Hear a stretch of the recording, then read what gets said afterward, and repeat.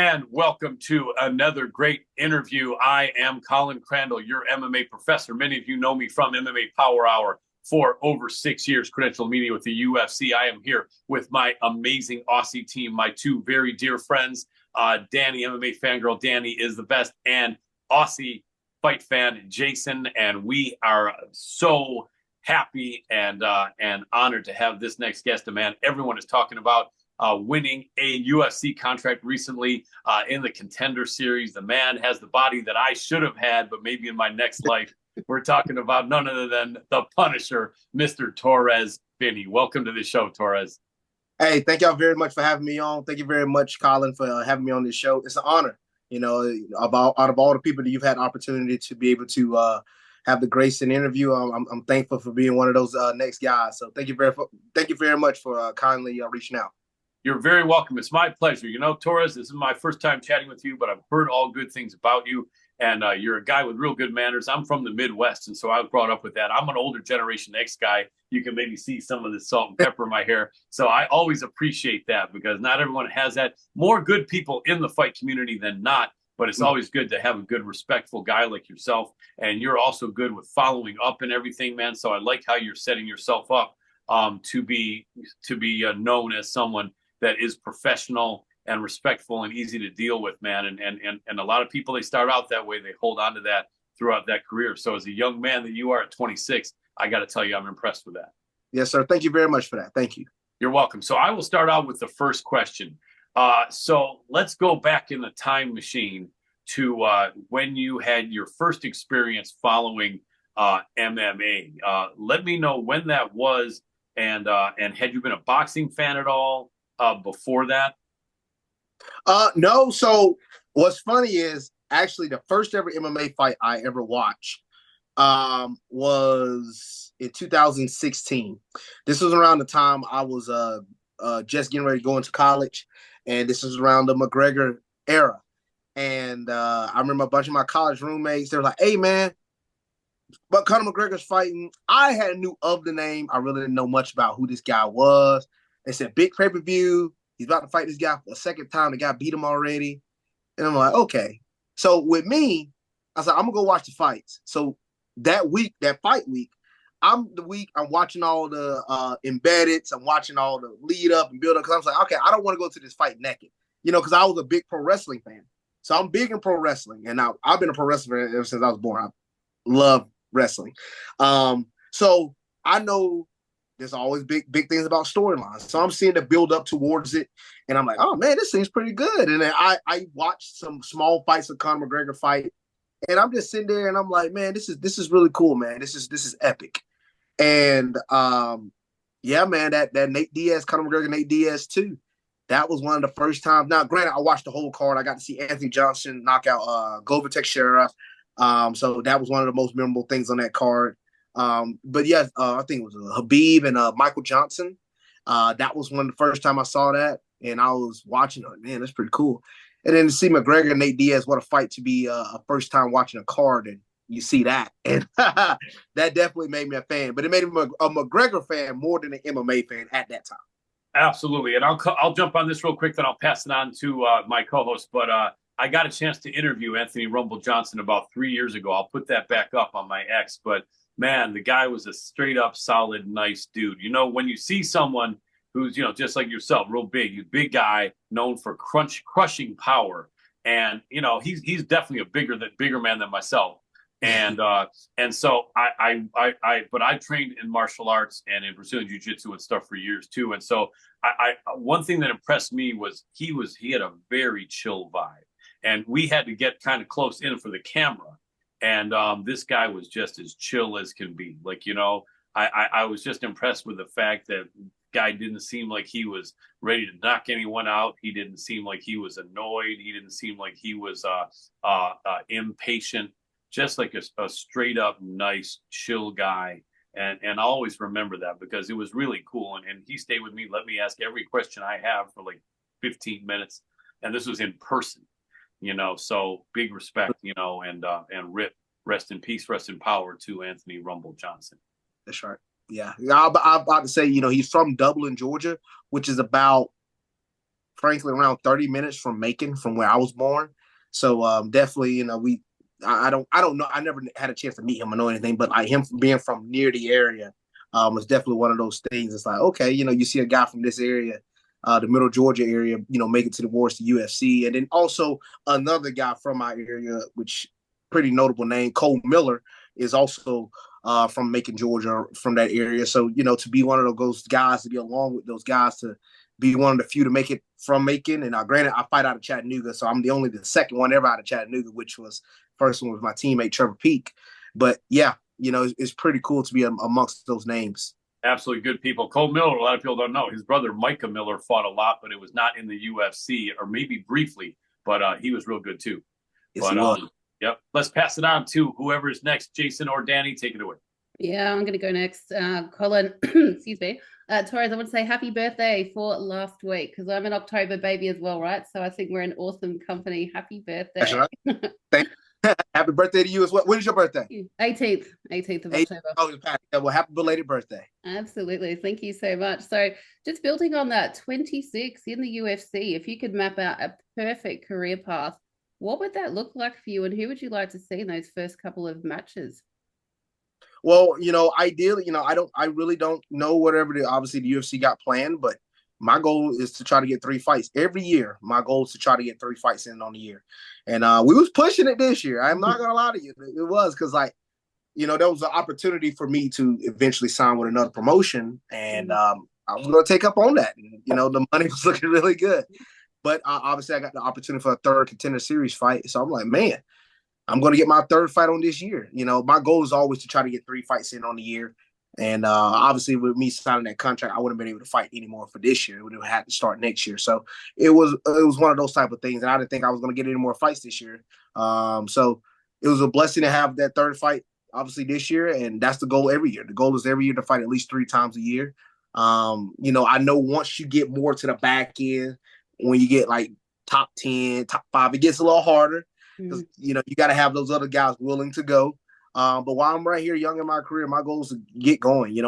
I'm so accustomed to football. I'm so accustomed to wrestling, where we have a schedule, these things, we bang, bang, bang, bang, bang. I have almost like a season of where I like to fight. Like for me, I like to fight between February and March. And then boom, I get a little break. And then I like to fight around June-ish, July. And then boom, get a little break. And then hopefully the September, October. That's what I usually like. So I like to stay on that little bit of a regimen. If it happens, it happens. If it doesn't, if it doesn't. But my goal next year is to get at least 3 fights. And reiterate back off your question on who I like to fight. Whoever they give me, I'm really confident. I'm in the UFC now, and I didn't say it on the mic for no reason that I was ready for anything they brought at me. I really am, and I'm confident in my skill set.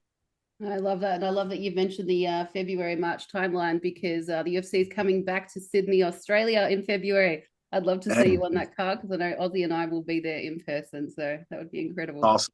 That's awesome. February 1st, right? Is that February 1st? I think it's the 7th. I think off the top of my head, I should know, because I've already booked my hotel. I don't have tickets, but I'm hoping it happens. That's good. Good card. It should be banging. Ozzy. Yeah, thanks for joining us, mate. You touched on a little bit with your family and things. You've said that your granddad's your hero and things like that in the past, but only you've seen the UFC from 2016. What's it like to tell your family you're going from wrestling and football and now you're going to go cage fight? What was their reaction to that? Or did you kind of keep it a secret, or did you let them know what you were thinking before you jumped in? So actually, I didn't tell them. So 2020 is when the COVID time hit. So when the COVID time hit, the football team gave us an option to go back to the dorms. We had to stay home for about 4 months, I believe. And then they gave us an option to come back to the dorms. We would still have to quarantine, but we will only have to focus on football practice. So what I did, they gave us a choice to do that. You didn't have to come back. I chose to go back to football only so I could come here and train MMA. But I didn't tell, obviously, my family that, and I didn't tell my football coaches that. It was more of just a thing I kept to myself. And yeah, I was sneaking out of the dorms to go and train MMA around those times. And yeah, and I had a football scrimmage the same day I had my first ever MMA fight. And I played around 60 plays. Then coach made us run 10 100-yard sprints. And then, I went up to Knoxville. And it was funny. That week, the Monday of fight week, there was a poster. They didn't put my poster out because I was an amateur. So, they usually wait last minute for AMEs. They waited to the last minute that Monday, put my poster out. I get so many phone calls because obviously when the poster comes out, certain people see it, get reposted. I think my cousin saw it. They started reposting. Everybody was shocked that I was fighting. And boy, did I hear an earful. I was like, oh, your grandma don't want you to fight. They want you to pull out. I was like, no, I'm not doing that. I'm going to fight. I said, this is what I want to do. And I stuck with it.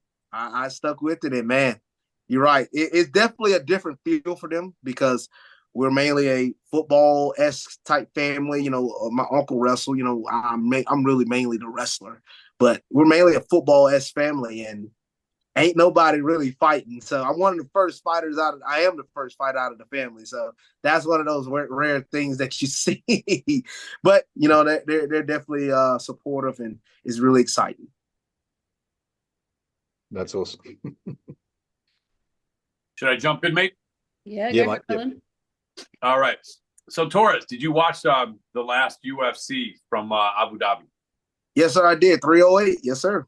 Yeah. So, seems like every favorite won there, man, which is unusual. Sometimes the dogs come in, but they gave it a hell of a try. I personally feel and felt before, and I've been following MMA. I had a copy of the press kit for UFC 1 before UFC 1. And wow. Yep, I had already watched the Gracie Jiu-Jitsu in action VHS tapes for about 2 years, and a friend of mine was training with the Gracies in their garage. And so I was one of the few people that was aware of what we were going to see. So where I was going with that, I think I was getting I'm so old that I'm losing track of what the hell I'm saying. Anyway, but the bottom line is, so I've been watching for a long time, and basically my feeling, a couple things, was bringing Max Holloway back down again to 45 after he looked so great against Gaethje at 55, and the man is only like 33, 34, but he's got a lot of miles on him. He was like 18 when he turned pro, or 19. I had a feeling he was not going to have all his hydration in his head and was not going to be able to take all the punishment. I just had a bad feeling, and I threw it out there in our spaces. I said, man, just make this at 55. Max is all right. At 45, I just, can I ask you real quick, because then I have another question. Could that have been part of the equation? Is it possible that had this been at 55, he would have been able to take the heat that Topuria threw at him? So I'm going to say this. I've trained with a lot of UFC fighters, a lot of high-level guys. I've seen a lot. There's only been one that I've placed my eyes on and said, that brother's different. It was Topuria. I've just seen a small workout of him working out one time. And when I saw it, I was like, he's different. He's different than anybody else I've seen. It's different. And seeing that now, obviously, that was before his Bryce Mitchell fight. Now seeing what he's done, none of this surprised me. When I made a prediction on my podcast and stuff. I said Topuria's going to knock out Volk. People thought I was calling me crazy. My teammate Trevor Peake, he's like, "You want to bet? You want to bet?" I said, "I'll bet you," because I said Topuria's going to knock him out. We saw what happened. Yep. I told people the same thing was going to happen to Max Holloway. Now my prediction, I said I thought he was going to take him down the ground and pound him. That was mine actually, but I said it was surprising he knock him out on the feet. I said Topuria's power is unreal for his size. It really is. And yes, it doesn't help the fact that Max Holloway, when the last time he cut to 45 was like what, before Korean Zombie? What was that, last year? Yeah. So you haven't cut to that weight in an entire year where you muscled up, got some weight on you, feeling good to fight 55 against Gaethje for 300, only to drop right back down. All that stuff you put back on to drop it right back down. It wasn't going to help as good. No. And I just felt like Topuria had so many areas that he was that much better than Volkan. Yeah. I thought that much better than Holloway. So yes, that probably did play a factor. But I just feel like Topuria is that much better. Now, yes, some of these guys on the back end of their career, but I actually believe that Topuria is that good. I love it. Sorry to interrupt you. Not a problem. I appreciate it. Sorry to step on your words. And let me get you something else. Give me a quick response on this one. And I appreciate the detailed responses. I'll never edit that except for I want to get two real quick without taking too much time before we get some more good questions from the panel. But from my co-hosts, if Topuria is going to go up to 155, he got anything for Islam? Give me a quick 20 seconds. No, I do not. He has a chance with his power. I think he can definitely hurt Islam, but sorry, man, Islam, that's different. That's different. and then the last thing, real quick, with that face crank, and I know it's a sore subject for my fellow Aussies. I love Rob Whittaker too. I was cheering for him. I'm really curious, and I know there's no way to know, and you're not the number one submission guy. You got your one sub, but you can be getting more subs. You're a wrestler, you can do it. And so do you feel, because I know from watching MMA for 30 some years before the UFC, when no holds barred fighting, that before you break something, you kind of maybe want to give someone a couple seconds to tap out, which is kind of like what our sport kind of is. Lock something in. Once you got it locked, you don't have to go fast. And if you go fast, then you're not even thinking of someone else's family and their career. Was it that what Rob Whittaker said, his teeth had been messed up and loose before? Or do you think the man, Khamzat, doesn't know his own strength? Or do you think Khamzat was deliberately saying, let me break this man's face before he has a chance to tap out? Well, I tell people once you step into the cage, you have to always think about the fact that I think about it like this. If the opponent had the opportunity to do it to me, he will obviously take the opportunity and do it. So you can't necessarily think always in that factor. If you are that much more dominant than the guy you're going against, you do give him a chance. But if it's like lightning fast, close fight, don't know, hard opponent, we got to do what we got to do. But yes, Chimaev, let me tell you something. That brother's different too. His grappling is on a whole nother level. I knew he would beat Whittaker. I was really confident. I literally was like, somebody asked me on the betting. I was like, I'm 90% confident he's going to take Whittaker down and run through him. I saw what he did to Usman. Yes, Usman took it on short notice, but as a wrestler like myself, nobody just comes in and take you down against your will and be able to keep you, like out of all the grappling that I do, I know like how well somebody can defend, and I've seen Usman defend very well. To see Chimaev just go in and run through him like he wasn't even there, that's different. And to see how he did against Whittaker, that's different. So, yes, you face crank. I think it was on the teeth. Sometimes when you feel that sharp pain that you ain't felt in, maybe like you said, he ain't felt that since he was 19 or 18. When you ain't felt that in a second, and you're like, man, I ain't felt this since I was young. It's the shock of the pain. That's why he tapped so quick. Yeah. So I would have got a feeling if he would have had that happen to him throughout his career, he probably would have tapped this fast. But since he was 19 years old, and how old is Whittaker? What, 30-something? 34, 35, something, yeah. And he's been punched in the face by Yoel Romero and Tricus and all these guys, and that never happened to his teeth? Good Lord. Yep. Man. Absolutely. I appreciate that, Torrez. I love that. Hey, guys, since I went so long, why don't both of you do two questions so you can get some time with Torrez? Go ahead. We will. Yeah, so I'll go next. So, Torrez, I've got a question from one of our friends who's a friend of yours, we think is Rob Nakamura, Mr. J-Spec. And I think you've caught up with him before. He's got two questions for you today. So the first one, he wants to know how much you actually loving Las Vegas now with the unplanned extra time you've been spending there. And then secondly, the impact Extreme Couture, I guess, has had since your last fight. So shout out to Rob. Yeah, thank you, Rob, for the question. And yes, Vegas have definitely it's almost like a second home now. I go there a lot, obviously, for myself. I'm actually going to Vegas next week for do some things at the PI and probably train a little bit at the Extreme Couture. And also, is the fact that my teammate Trevor Peak, he's fought in Vegas a good bit of times. I'm always there. We've trained there. I've had training camps there. I made a lot of connections out there, so I have some good connections out there, so I can go out there and train and stay.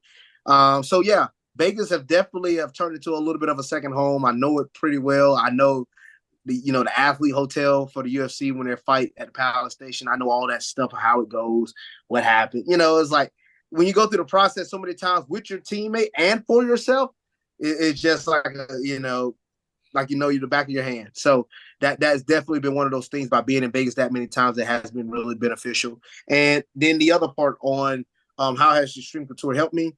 Extreme Couture has been a blessing to me. Eric Nissick, all those boys out there, I know a lot of people, he catch some heck sometimes, but Sean Strickland, he's actually a really good guy to go with.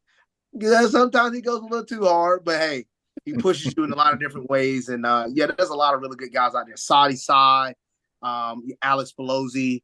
There's just so many guys out there, man. That's a staple of that gym. And Extreme Couture has a lot of killers, man. And there's a lot of guys up there in Outcome. It's amazing. Thank you, Ozzy. I'll hand to you. Yeah, so in your first contender fight against Panfrov, I mean, this was a guy who was a Golden Gloves champ, multiple time jiu-jitsu champion. You obviously lived up to your nickname in that fight. You were throwing him so high up in the air; it was insane to watch.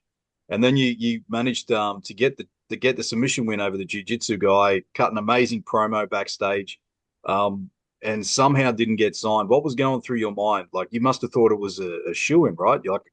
You had the X factor, everything went perfect as planned, and survived some tough spots and got the W. What was going through your mind when Dana White passed on signing you the first time? You're right. I did think it was a shoo-in. I mean, so it's funny. Every Contender Series fight I've had the film crew, which is going to be UFC next level. They've done the film. They pick certain athletes throughout the season to do it for, and I was picked every single time.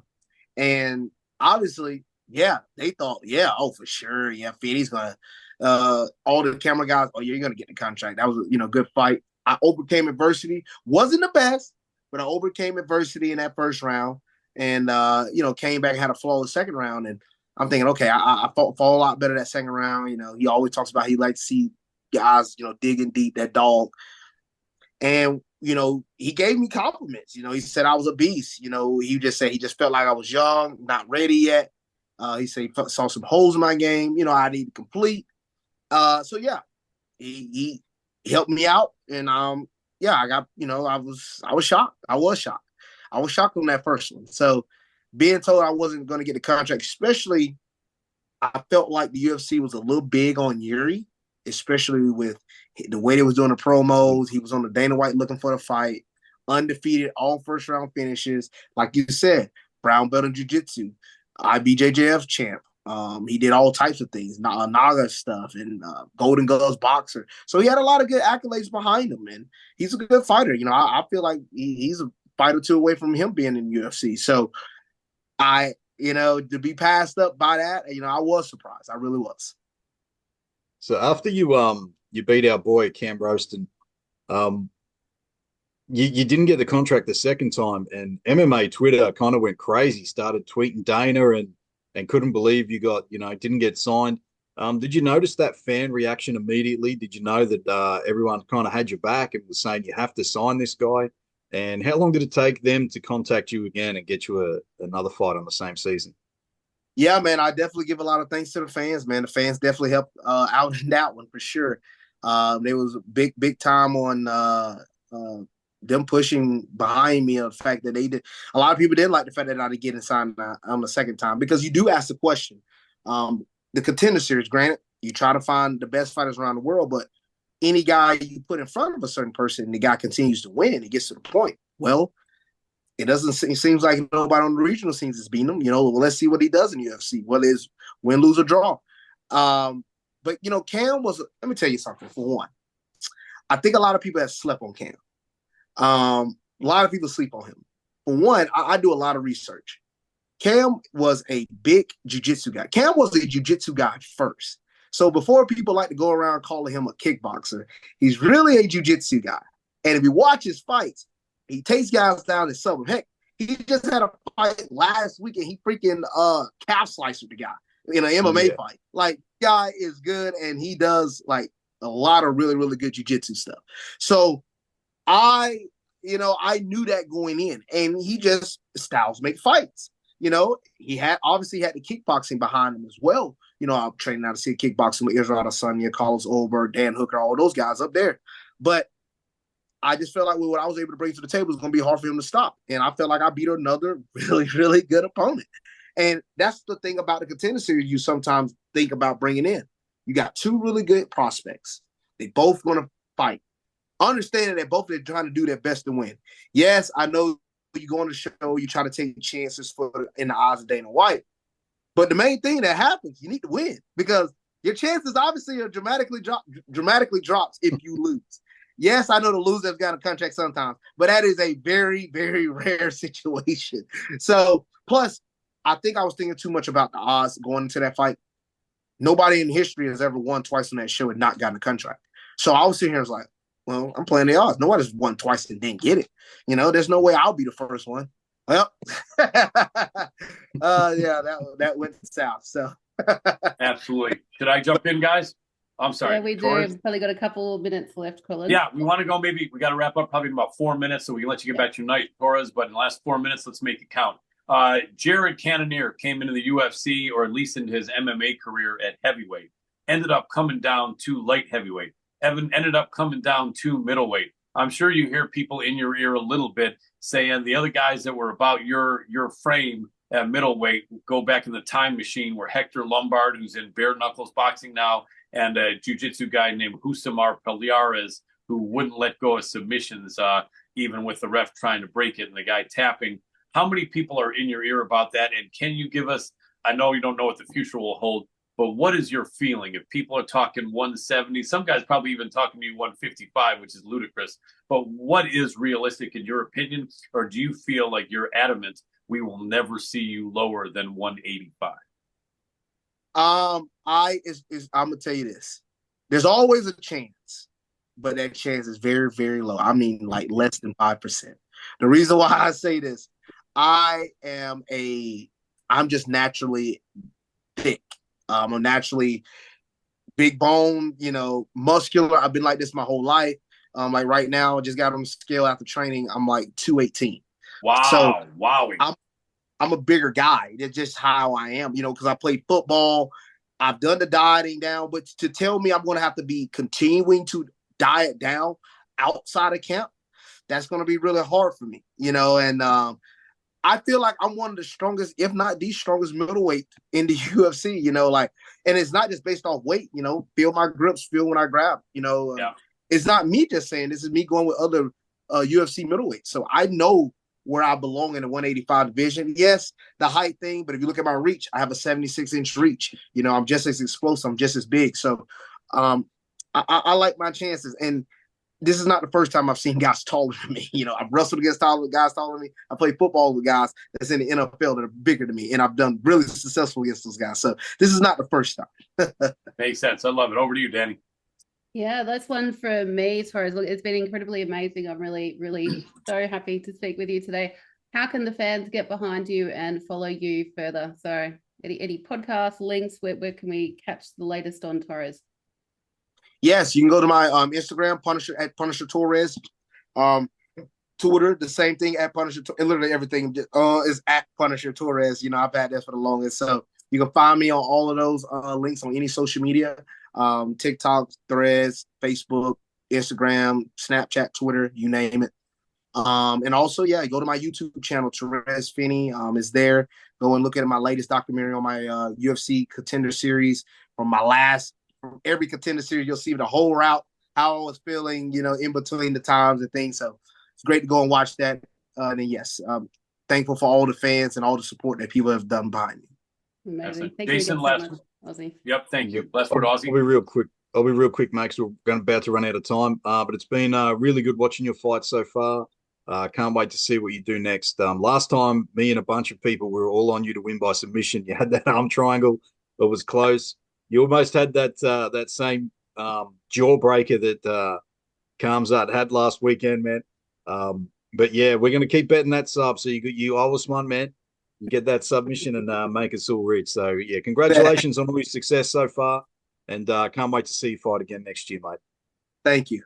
Let me give a last word here. Torrez, I think you have nothing signed as of yet, though. No fight signed yet, right?